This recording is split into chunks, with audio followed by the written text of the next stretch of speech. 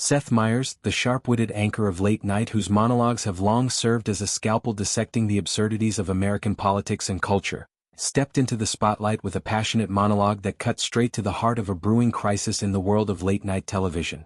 On the evening of what felt like a turning point for free expression in the entertainment industry, Meyers used his platform to rally against the indefinite suspension of Jimmy Kimmel Live, framing it not just as an attack on a fellow comedian but as a chilling assault on the foundational principles of democracy itself.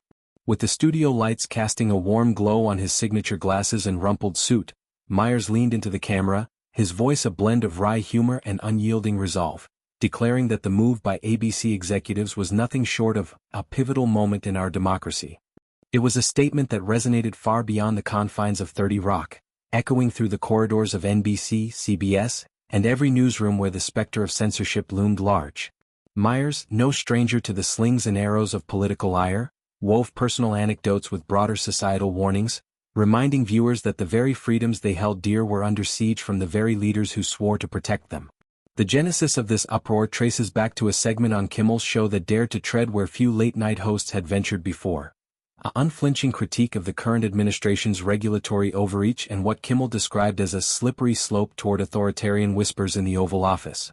Airing just days prior, the bit, punctuated by Kimmel's trademark deadpan delivery and a barrage of satirical graphics, pulled no punches, lampooning policy decisions that many saw as erosions of civil liberties. The response was swift and severe, ABC citing unprecedented security concerns and vague allusions to external pressures, yanked the show from its primetime slot indefinitely, leaving fans and fellow hosts reeling. Whispers in Hollywood circles suggested White House involvement, with anonymous sources claiming that high-level calls had been made to network brass, invoking national security pretexts to silence dissent. Kimmel, ever the resilient showman, took to social media in the hours following the announcement, posting a simple black-and-white photo of his desk with the caption, "Truth isn't always easy, but silence is complicity. We'll be back. Stronger, funnier, freer." It was a rallying cry that set the stage for Meyers' intervention, transforming a personal slight into a collective stand. Meyers' monologue, delivered with the precision of a seasoned surgeon, opened on a note of levity to disarm the tension, a classic comedic feint before the thrust. "Look, if you've ever heard me say anything remotely critical of our commander-in-chief, rest assured, those were obviously deep fakes," he quipped, his eyebrows arching in mock innocence as the audience erupted in knowing laughter. The line was a nod to the burgeoning AI deepfake scandals that had plagued the 2024 election cycle, where fabricated videos of politicians spouting absurdities had sown chaos online. But beneath the humor lay a deeper truth. Meyers himself had been a frequent target of presidential scorn.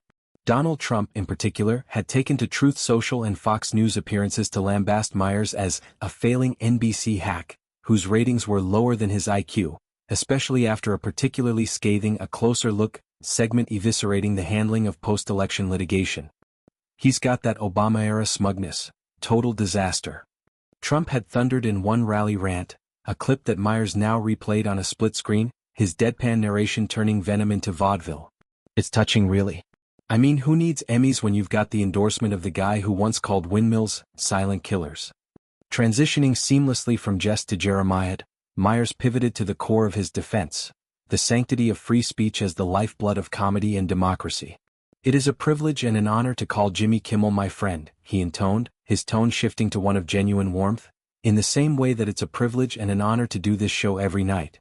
I wake up every day and count my blessings that I live in a country that at least purports to value freedom of speech." The word, purports, hung in the air like a challenge, a subtle indictment of the hypocrisy that had led to Kimmel's ban. Meyers elaborated, drawing parallels to historical flashpoints: the McCarthy-era blacklisting of Hollywood talents, the Nixon administration's enemies list, that included journalists and entertainers, and even the more recent chilling effects of social media purges under the guise of community standards. Jimmy didn't just crack jokes, Meyers emphasized. He held a mirror up to power, and sometimes that mirror reflects things folks in high places would rather keep in the shadows. Banning his show? That's not protecting the airwaves, that's poisoning them. The heart of Meyers' argument lay in his invocation of irony, the administration's own rhetoric turned against it. Trump promised to end government censorship and bring back free speech, he noted, pulling up a supercut of campaign trail soundbites where the former, and now current, President railed against big tech tyrants and woke media overlords. And he's doing the opposite, Meyers concluded, his voice rising in a crescendo that drew cheers from the live audience. It was a masterstroke of rhetorical jujitsu, using the opponent's words as a weapon to expose the contradiction. Meyers advocated fiercely for the principles of free expression, urging viewers to contact their representatives, support organizations like the ACLU, and tune into alternative platforms where satire could still thrive. He even floated a half-joking proposal for a late-night resistance network, a streaming consortium where hosts like himself, Stephen Colbert, and John Oliver could broadcast unfiltered, crowd-funded specials. Imagine it, no corporate overlords, just us, a green screen, and enough outrage to power a small city, he mused, eliciting roars of approval. To fully appreciate the weight of Meyers' stand, one must contextualize it within his own storied career, a trajectory that mirrors the evolution of late night from lighthearted escapism to sharp-edged activism. Born in 1973 in Evanston, Illinois, to a family where dinner-table debates were as common as dessert, Meyers cut his teeth on the cutthroat comedy circuit of Chicago's Second City. There, amid improv troupes and open mics, he honed the affable sarcasm that would become his hallmark, a Midwestern politeness masking razor-wire intellect. His big break came in 2001 with Saturday Night Live, where he spent over a decade as a writer and performer before ascending to the Weekend Update desk in 2013. Those update years were Meyers' crucible, nights spent lampooning the Tea Party, fact-checking Fox News, and, during the 2016 election, delivering the now iconic takedown of Trump's Access Hollywood tape that went viral with over 50 million views.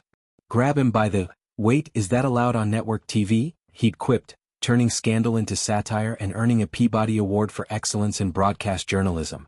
Transitioning to late night in 2014, inheriting the slot from the mercurial Conan O'Brien, Meyers infused the show with a distinctly bookish vibe.